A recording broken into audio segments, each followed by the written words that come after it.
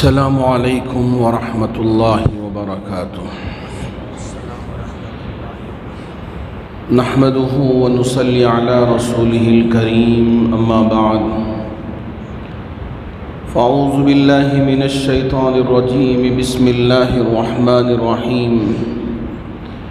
رجال لا تلہیہم تجارۃ ولا بیع عن ذکر اللہ وإقام الصلاة وإيتاء الزكاة، صدق اللہ مولانا العظیم۔ بزرگان محترم، اللہ رب ذوالجلال نے ہمارے لیے یہ زندگی عطا فرمایا ہے۔ اس زندگی کو گزارنے کے لیے ہمارے لیے بہت سارے راستے آپ علیہ الصلاۃ والسلام کے توسط سے بتائے گئے ہیں۔ ہم اور آپ زندگی کو دو حصوں میں خود سے تقسیم کر لیا کہ جو ہم عبادت کرتے ہیں وہ دینی زندگی ہے، ہم جو کاروبار کرتے ہیں وہ دنیاوی زندگی ہے، جبکہ اسلام کا نظریہ ایسا نہیں ہے۔ اگر ہماری نیت تجارت میں یہ ہو کہ ہماری اس تجارت سے ہم ہمارا پیٹ بھریں گے، ہماری جائز ضرورتوں کو پورا کریں گے، ہماری نیت یہ ہو کہ ہم اپنی اولاد کی ضرورتوں کو پورا کریں گے، ہم اپنے عیال کی ضرورتوں کو پورا کریں گے، اگر نیت یہ ہو تو یہ تجارت عبادت ہے۔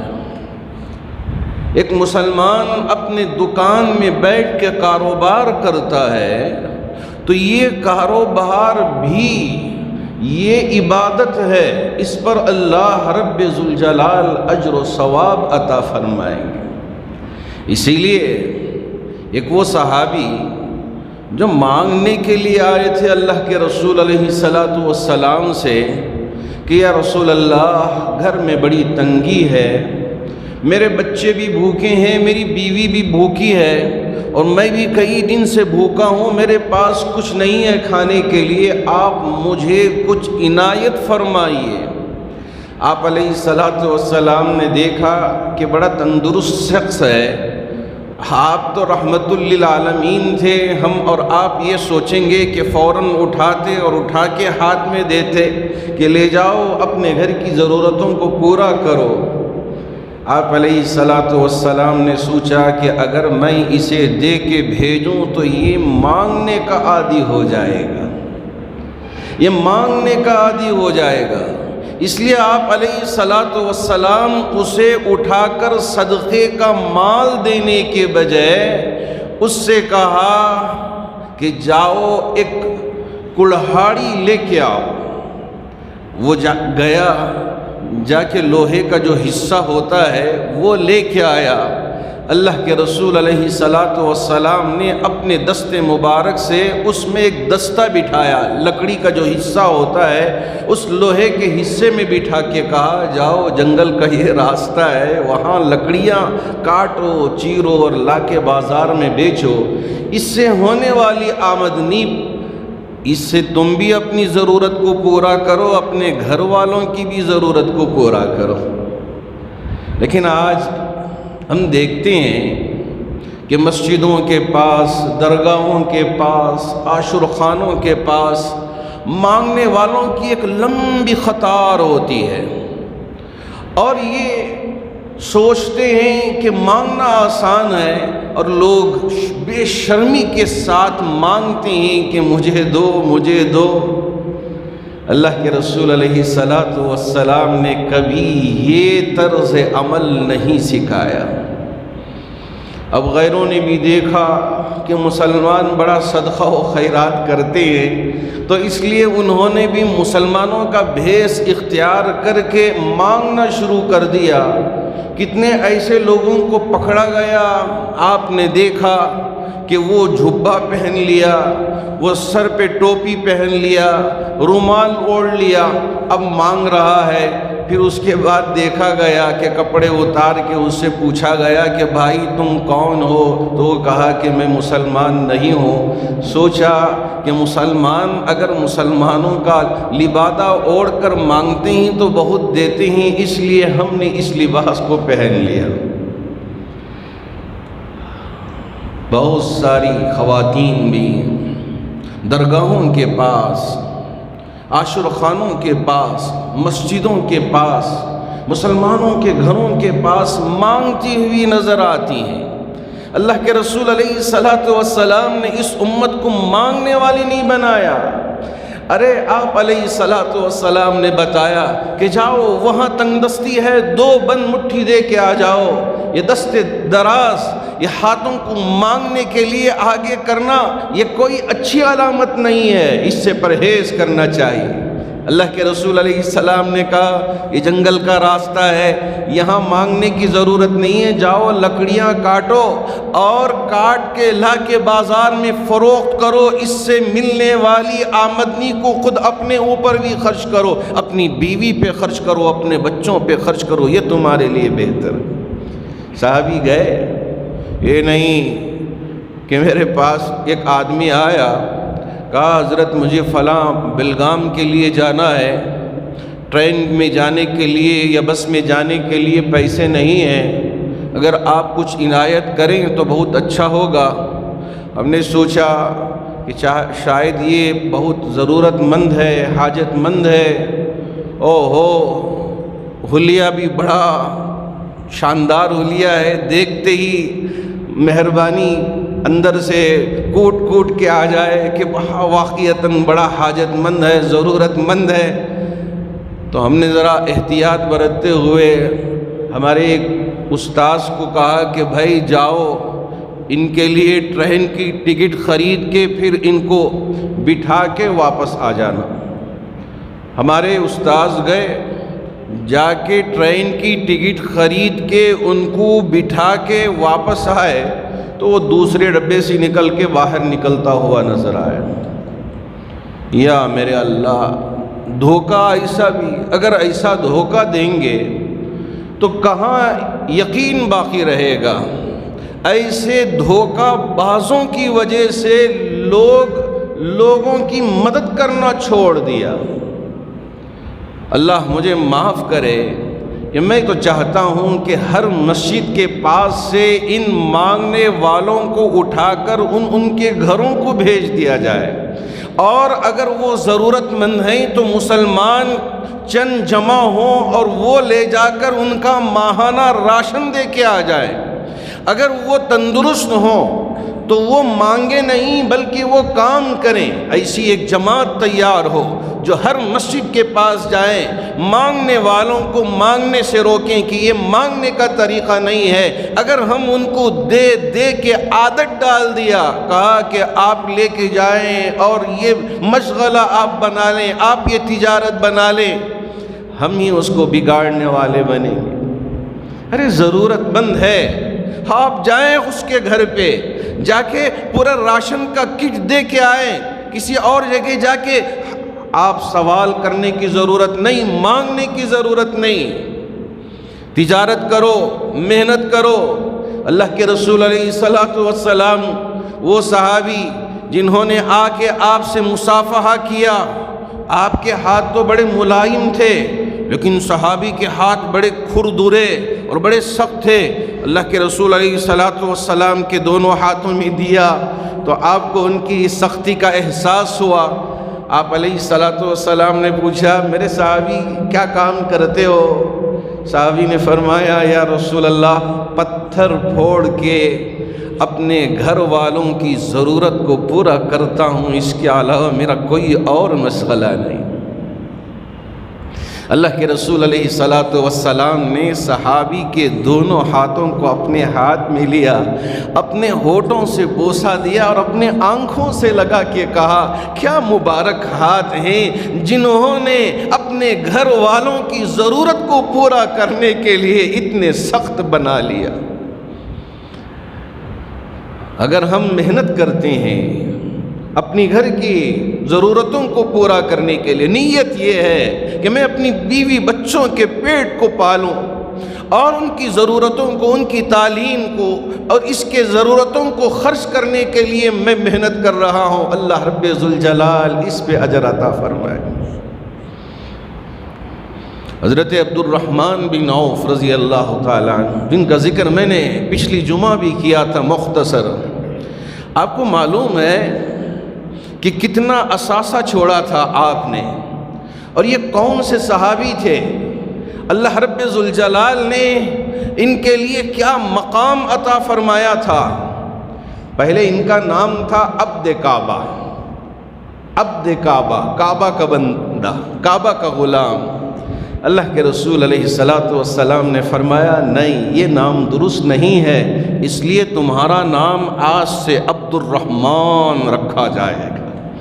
میرے نبی صلی اللہ علیہ وسلم نے حضرت عبد الرحمن بن عوف کو نام دیا کہ تمہارا نام عبد الرحمن ابن عوف ہوگا۔ ان کے والد اللہ کے رسول علیہ السلام کو نبوت ملنے سے پہلے ہی دنیا سے پردہ کر گئے، اور یہ شروع زمانے میں حضرت ابو بکر صدیق رضی اللہ تعالیٰ عنہ کے دعوتی پروگرام کے دیکھنے کے بعد اسلام کو قبول کیا۔ دار ارقم کے طالب علم تھے، اللہ کے رسول علیہ السلام دار ارقم میں بٹھا کے حضرات صحابہ کو اسلام کی تعلیم دیتے تھے، تو وہ صحابی تھے۔ آپ نے حبشہ کی بھی ہجرت فرمائی تھی، اور طائف کی بھی آپ نے ہجرت فرمائی تھی، اور دوسری جگہ بھی آپ گئے تاکہ سکون مل سکے۔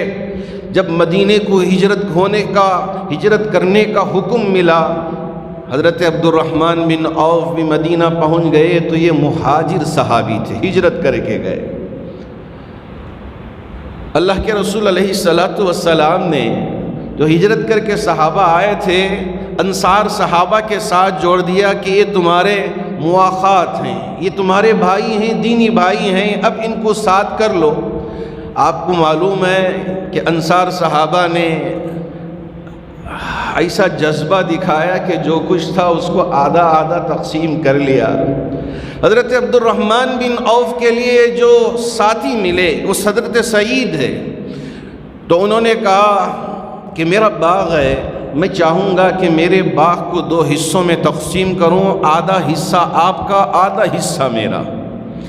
اس کے بعد فرمایا کہ میری 2 بیویاں ہیں، ان میں سے جن کو آپ پسند کریں گے، یہ نہیں ہے کہ میں ایک دوں گا ایک میں رکھ لوں گا، یہ نہیں، بلکہ آپ جن کو پسند کریں گے وہ اس کو میں طلاق دوں گا، عدت کے گزرنے کے بعد اس سے آپ نکاح کر لینا۔ حضرت عبد الرحمن بن عوف نے فرمایا بھائی، نہ مجھے تمہارے باغ کی ضرورت ہے، نہ تمہارے بیویوں کو تم طلاق دینے کی ضرورت ہے، مجھے صرف بازار کا راستہ دکھا دو، میرے پاس 2-4 درہم ہے، میں اسے لے کے جاؤں گا، تجارت کروں گا، اس لیے کہ میں تجارت کرنا جانتا ہوں۔ آپ نے یہ نہیں سوچا چلو مفت میں باغ مل رہا ہے، لے لیں، گھچیٹ لیں، اس کے بعد دیکھا جائے گا جو بھی ہوگا، اور وہ بھی بیوی بھی دینے کے لیے تیار ہے۔ اگر ہم میں سے کوئی ہوتا تو سوچتے کہ آگے اور ترقی دیکھ لیں گے، پہلے جو مل رہا ہے اس کو تو لے لو۔ قربان جائیے حضرت عبد الرحمن بن عوف، اللہ جو فیصلے کرتے ہیں وہ نیتوں پہ کرتے ہیں۔ اگر ہماری نیت پہلے سے یہ ہو کہ ہم گھسیٹیں، ہم قبضہ کر لیں، جو کچھ ملے لوٹ لیں، اگر لوٹ مار کی نیت ہو، اللہ رب ذوالجلال بس تھوڑا سا ترقی دکھتی ہے، اس کے بعد نیچے ہم نیچے چلے جاتے ہیں، اوپر آنا نصیب نہیں ہوتا۔ حضرت عبد الرحمن بن عوف 2-4 درہم لے کے بازار میں گئے، تجارت شروع کیا، پھر اس کے بعد زراعت شروع کیا، تجارت کرتے کرتے حضرت عبد الرحمن بن عوف نے کچھ اصول بنایا جسے میرے آقا صلی اللہ علیہ وسلم نے بیان فرمایا۔ پہلے آپ نے نیت درست رکھا کہ میری یہ تجارت فخر کرنے کے لیے نہیں کہ مجھے لوگ بڑا مالدار کہیں، کہ مجھے لوگ واہ واہ کرتے رہیں اور میں لوگوں کے سامنے اپنی آنکھ کو آنکھ میں ڈال کے بات کیے بغیر اپنی نظروں کو نیچے دکھاؤں، نیچے جھکا لوں۔ یہ مقصد تھا حضرت عبد الرحمن بن عوف کا۔ مال کماؤں تاکہ ضرورت مندوں کی ضرورت کو پورا کروں، میری ضرورت کو پورا کروں، میرے گھر والوں کی ضرورت کو پورا کروں۔ یہ نہیں کہ موج مستی کے لیے میں مال کماؤں، یہ نہیں۔ حضرت عبد الرحمن بن عوف نے سب سے پہلے نیت کو درست کر لیا کہ جو کچھ میں تجارت کروں گا، جو کچھ میں کمائی کروں گا، اس سے میں اپنے اندر تکبر نہیں لے کے آؤں گا۔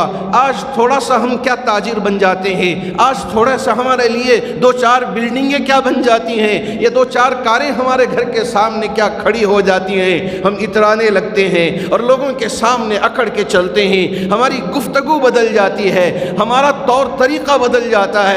سامنے اگر بڑے بیٹھے بھی ہوں، ان کو سلام کرنا بھی گوارا نہیں ہوتا، اس لیے کہ ہم تو بڑے آدمی بن گئے، بہت بڑے مرتبے پہ پہنچ گئے، اس لیے اب عزت نہیں، اب بس فخر، تکبر اور بڑائی۔ ساری بڑائی اللہ کے لیے، ساری کبریائی اللہ کے لیے، ساری حمد و ثنا اللہ کے لیے۔ ہم تو ٹہرے اللہ کے بندے، اللہ کے غلام، وہ کوئی بڑائی ہمارے لیے نہیں ہے۔ حضرت عبد الرحمن بن عوف نے پہلے یہ نیت کیا، اے اللہ جو کچھ ملے گا تیرا ملے گا، جو کچھ ہوگا تیرے طرف سے ہوگا۔ میں میری ضرورتوں کو بھی پورا کروں گا، میرے گھر والوں کی ضرورتوں کو بھی پورا کروں گا، اس لیے کہ مانگنا کوئی اچھی چیز نہیں ہے۔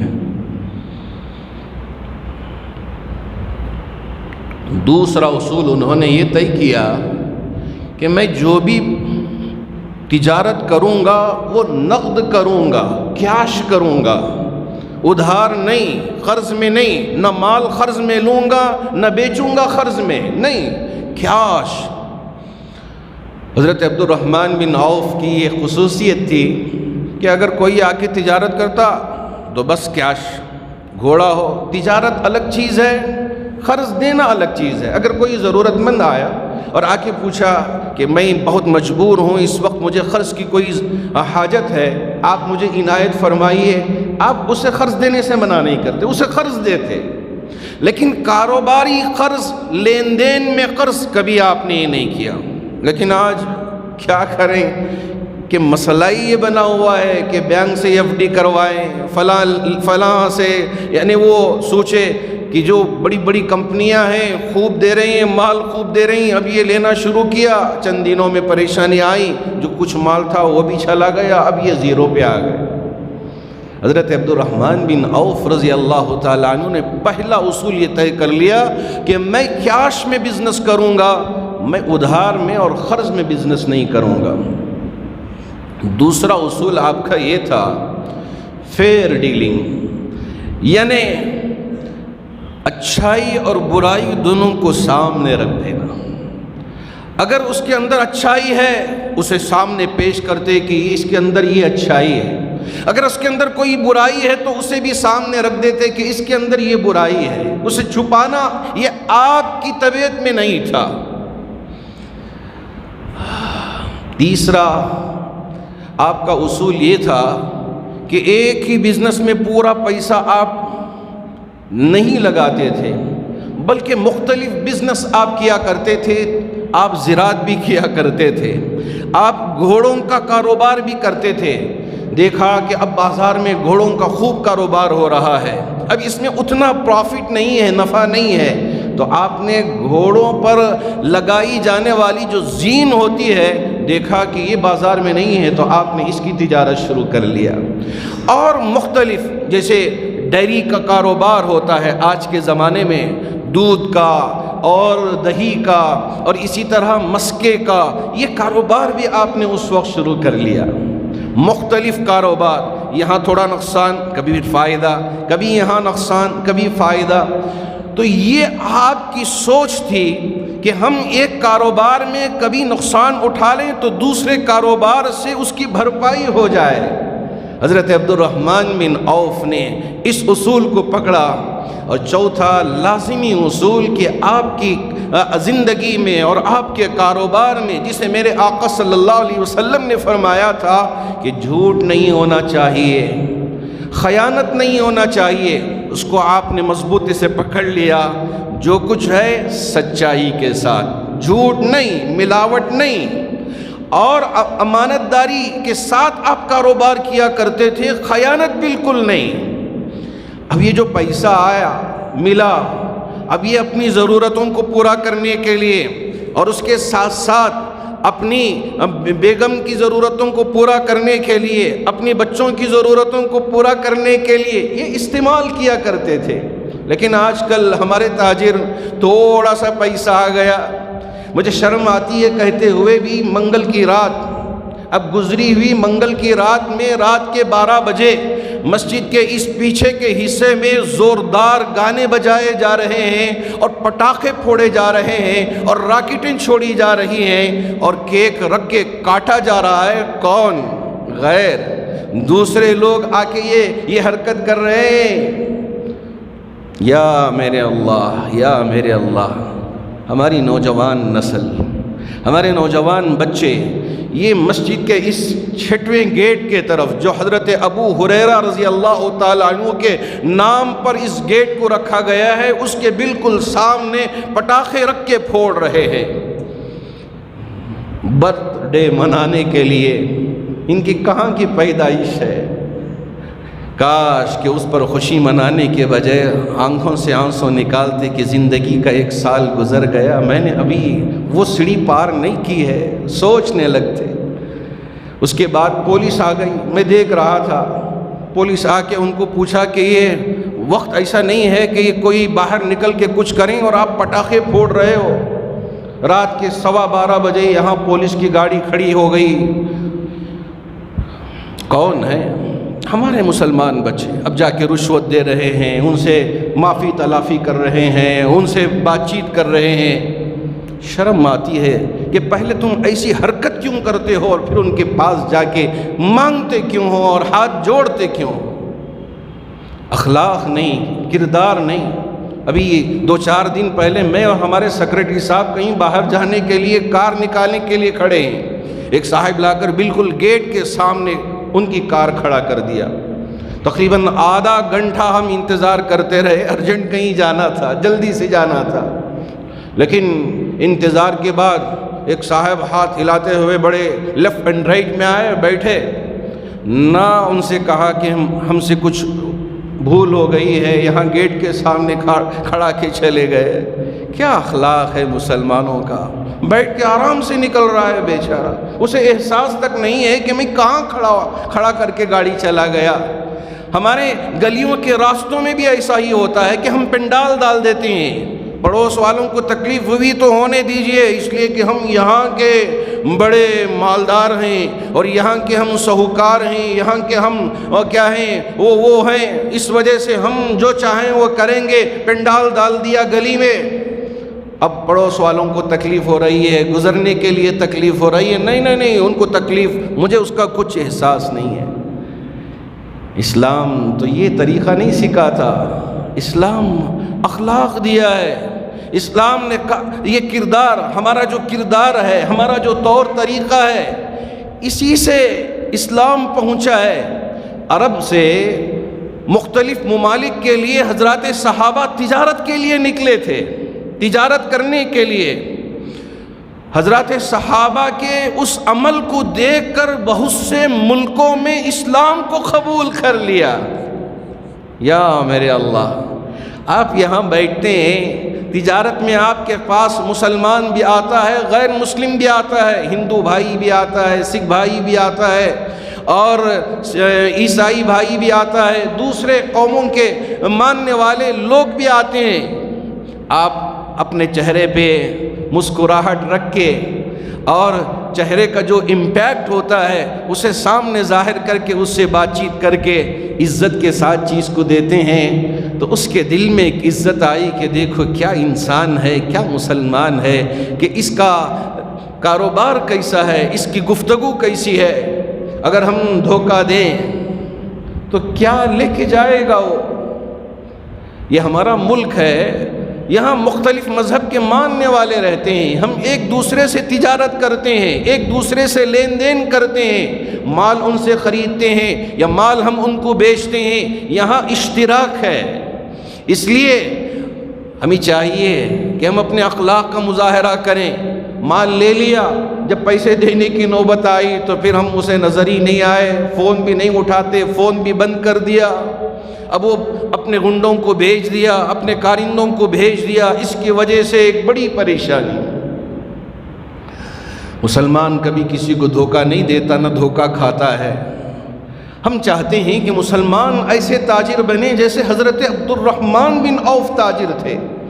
آپ کو پتہ ہونا چاہیے کہ جب آپ انتقال ہوئے، آج کے دور کے حساب سے بعض احباب نے مکمل حساب کر کے بتایا ہے کہ اس وقت ان کی جو وراثت چھوٹی گئی تھی 606 یعنی $606 بلین آپ کی وراثت تھی۔ 606 بلین آپ کی وراثت آج کے دور کے حساب سے۔ آج کے دور میں پوری دنیا میں جو 10 افراد ہیں جو امیر ترین افراد کہلائے جاتے ہیں، اس میں جہاں میں تراویح سنانے کے لیے جاتا ہوں اوکلاہوما سٹی، اس سے بالکل قریب ایک ٹلسا ہے جو ٹیکساس اسٹیٹ کا ایک شہر ہے، وہاں کا رہنے والا پوری دنیا کا سب سے امیر ترین مالدار ہے۔ میں نے رات میں انٹرنیٹ پہ دیکھ رہا تھا کہ اس کی کتنی کمائی ہے، اس کا کتنا سرمایہ ہے، 190 پر $7 بلین اتنا مالک ہے، اور حضرت عبد الرحمن بن عوف جو چھوڑ کے گئے تھے 606 بلین۔ آپ ہی ذرا حساب کتاب کر لے کہ حضرت عبد الرحمن بن عوف جو اس پورے ورلڈ کا اور یہاں ہمارے ملک کا جو سب سے امیر ترین شخص ہے وہ مکیش امبانی ہے، وہ بھی 89 بلین کا مالک ہے، لیکن وہ اوپر ابھی پہنچا نہیں ہے، ٹاپ 10 میں جو ورلڈ میں ہے، وہ تو ابھی ہمارے ملک کا نمبر 1 ہے۔ حضرت عبد الرحمن بن عوف کو دیکھیے کہ وہ کیسے بڑے، کیسے اتنے امیر ترین لوگوں میں شمار کیے گئے۔ کیا دولت آ جانے کی وجہ سے وہ جنت سے محروم رہ گئے؟ نہیں، اللہ کے رسول علیہ السلام نے ان کے لیے جنت کی خوشخبری سنائی تھی، جہاں ابو بکر کے لیے، عمر کے لیے، عثمان کے لیے، علی کے لیے، طلحہ کے لیے، زبیر کے لیے ایک ہی بیٹھک میں جنت کی خوشخبری سنائی، جیسے ٹاپ 10 صحابہ جنہیں کہا جاتا ہے، اور 5 صحابہ اس میں بھی آپ کا نام شمار، 6 صحابہ یعنی جو بالکل ٹاپ کے صحابہ ان میں بھی آپ کا شمار۔ ایسے صحابہ کی لسٹ میں حضرت عبد الرحمن بن عوف کا نام بھی تھا۔ کیوں؟ اس لیے کہ سچے تاجر، دیانتدار تاجر اور لوگوں کے ضرورتوں میں پورا کرنے والے۔ غزوہ تبوک کا موقع تھا، اللہ کے رسول علیہ السلام نے اعلان کیا کہ اس وقت تنگی کا موقع ہے، لاؤ جو کچھ تمہارے پاس سے کئی ہزار دینار لا کے میرے آقا صلی اللہ علیہ وسلم کے قدم مبارک میں ڈال دیا۔ یا رسول اللہ اسے لیں، اسے استعمال کریں، ارے آپ کمائیے، ضرورت مندوں کی ضرورت کو پورا کریں۔ ابھی حال ہی میں وہ زمانہ تھا، لیکن آج کے زمانے میں بھی آر ٹی نگر میں وی کیئر ہاسپٹل میں کچھ لوگوں کو جمع کیا گیا، اس کے پیچھے ایک مسجد کے لیے جگہ خریدنے کی بات تھی، 1 کروڑ 62 لاکھ کا مسئلہ تھا، تو 75 لاکھ روپے ادا کر دیے گئے، اور بقیہ پیسوں کے لیے بالکل وقت قریب آ گیا ہے، مارچ کے اینڈ تک اسے پیسے دینا ہے، وقت قریب آ گیا ہے، پیسے جمع نہیں ہوئے ہیں، کیا کریں؟ شہر کے چند لوگوں کو جمع کر کے ان کے سامنے جب بات رکھا گیا تو ایک صاحب اٹھ کے 25 لاکھ کا اعلان کر دیا۔ آج بھی ایسے لوگ ہیں الحمدللہ اسی ایک چھوٹی سی مجلس میں میں سمجھتا ہوں کہ 25-30 احباب ہوں گے. اس 25-30 احباب میں 62 لاکھ روپے ایک ہی وقت میں اللہ نے جمع کروا دیا. آج بھی ایسا جذبہ رکھنے والے احباب ہمارے اس معاشرے میں رہتے ہیں. اگر تجارت کریں اور ایسے کاموں میں کام آئیں تو آپ کی تجارت کو میں سلام کرتا ہوں. اگر تجارت کر کے مال کما کے شراب پینے میں اڑا رہے ہیں، ناچ گانے میں اڑا رہے ہیں اور برتھ ڈے کے نام پہ کیک کاٹنے کے نام پہ اڑا رہے ہیں، ایسے نوجوانوں کے اوپر تف ہے. یہ نوجوانی نہیں ہے. جی ہاں، نوجوان سوچتے ہیں کہ میں کما لیا پیسہ، اب میں MBA ہولڈر ہوں یا ڈاکٹر کی میرے پاس ڈگری ہے یا انجینئرنگ کی ڈگری ہے، اب سوچ کے رشتے کے لیے بھیج دیا کہ میں اتنا ہوں، اب اتنا مجھے چاہیے. اللہ اکبر، اللہ اکبر. ابھی جو بچی عائشہ اپنی جان دے دی، یہ تو کوئی اچھی بات نہیں ہے کہ بزدلی میں اسے انکریج کرنا نہیں چاہوں گا، لیکن وہ بچی کا جو درد تھا، اس کے چہرے سے جو جھلک رہا تھا، اپنے ہونٹوں پہ مسکراہٹ، جو بناوٹی مسکراہٹ نظر آ رہی ہے اور اندر سے اس کا دل مغموم ہے، درد ہے، اور پکار پکار کے معاشرے سے کہہ رہی ہے کہ تم نے کیسے معاشرہ بنایا، یہ تم نے کیسے معاشرہ بنایا جس کی وجہ سے اسلام لانے والی بیٹیاں اپنی جان دینے پہ مجبور ہو گئی ہیں. کسی نے بڑی اچھی پوسٹ بنائی ہے کہ ایک بڑی قیمتی کار، مرسیڈیز کار ہے، اسے ایک چین لگا دیا، لگا کے لڑکے کے ہاتھ میں دے دیا اور لڑکے کے گلے میں ایک پٹا ڈال کے لڑکی کے ہاتھ میں دے دیا. گویا کہ اب یہ لڑکا لڑکی کا زر خرید غلام بن گیا ہے. اب جو چاہے کرے. کہاں سے ہم یہ کریں گے؟ ارے بھی تجارت کرو، اپنا پیشہ اختیار کرو، یا یہ ہے کہ ڈاکٹر بنو، اپنے پیروں پہ کھڑا ہو. لڑکی کو خریدنے کی ضرورت نہیں ہے، یا یہ ہے کہ اپنے آپ کو بیچنے کی ضرورت نہیں ہے، بلکہ جوڑے جہیز کی لعنت سے اپنے آپ کو بچا کر ایک اچھی پاکیزہ زندگی گزارنے کی ضرورت ہے. آج وہ لڑکے مسجد میں نکاح تو ہو جاتا ہے، لیکن بعد میں چل کر لسٹ دیتے ہیں کہ یہ مجھے چاہے. نہیں ہے، لڑکا تو نہیں چاہ رہا ہے، ماں چاہ رہی ہے. لڑکا تو نہیں چاہ رہا ہے، اس کی دادی چاہ رہی ہے کہ وہ رسم یہ رسم. ارے سیدھی شادی کرو. حضرت عبد الرحمن بن عوف کا بھی جب نکاح ہوا، اللہ کے رسول علیہ السلام سے ذکر نہیں کیا، دیکھا کہ بڑی خوشبو آ رہی ہے. عبد الرحمن بن عوف سے پوچھا، آج تو بہت اچھی خوشبو مہک رہی ہے، آپ سے کیا قصہ؟ حضرت عبد الرحمن بن عوف نے فرمایا، یا رسول اللہ میرا نکاح ہو گیا. آپ علیہ السلام نے یہ نہیں فرمایا آپ کا نکاح ہو گیا اور میں یہاں ہوں، مجھے بلایا نہیں، کیسے نکاح کر لیا؟ ناراض ہو گئے، غصے میں آ گئے. بلکہ آپ نے یہ فرمایا، عبد الرحمن ولیمہ ضرور کرنا، اگرچہ کہ ایک بکری ہی کر سکتے ہو تو ایک بکری سے کرو، یا 2 بکری کی آپ کے پاس طاقت ہے تو 2 بکری ذبح کر کے ولیمہ کیا کرو، اس لیے کہ یہ سنت ہے. آج ہماری دعوتیں کیسی ہیں، مجھ سے زیادہ آپ بہتر جانتے ہیں. اللہ کرے کہ جو میرا درد ہے وہ آپ تک پہنچ جائے. ہمارے نوجوان نسل جوڑا جہیز کی لعنت میں پھنسنے کے بجائے خود تجارت کریں، اپنے پیروں پہ کھڑیں، یا یہ ہے کہ ملازمت کریں، اونچے اونچے عہدوں پہ پہنچیں اور خود اپنے کفیل بنیں، دوسروں کے سامنے ہاتھ پھیلانے کے بجائے دینے والے بن جائیں. اللہ اس کی توفیق عطا فرمائے. حاضرین با تمکین، اللہ کا شکر ہے کہ آج کی اس جمعہ میں انشاءاللہ ہمارے غریب بھائیوں کی اور بہنوں کے نکاح ہوں گے. آپ سے گزارش ہے کہ تھوڑی دیر کے لیے تشریف رکھیں اور اس میں شریک ہو کر تشریف لے جائیں. مسجد کی ضرورتوں کو پورا کرنے کے لیے بند مٹھیاں ماشاءاللہ چادروں میں ڈالتے ہوئے جا رہے ہیں. اللہ آپ کے دینے کو بے انتہا قبول فرمائے. اللہ آپ کے دینی کو قبول فرما کر ہماری اولاد و آفاق کی حفاظت فرمائے، جو بیمار ہیں انہیں شفا عطا فرمائے، جو پریشان حال ہیں ان کی پریشانیوں کو دور فرمائے، جو قرض میں ڈوبے ہوئے ہیں ان کے قرض کی ادائیگی کی شکلیں و صورتیں پیدا فرمائے۔ اللہ تمام مرحومین کی بھرپور مغفرت فرمائے۔ آمین۔ وآخر دعوانا ان الحمد للہ رب العالمین۔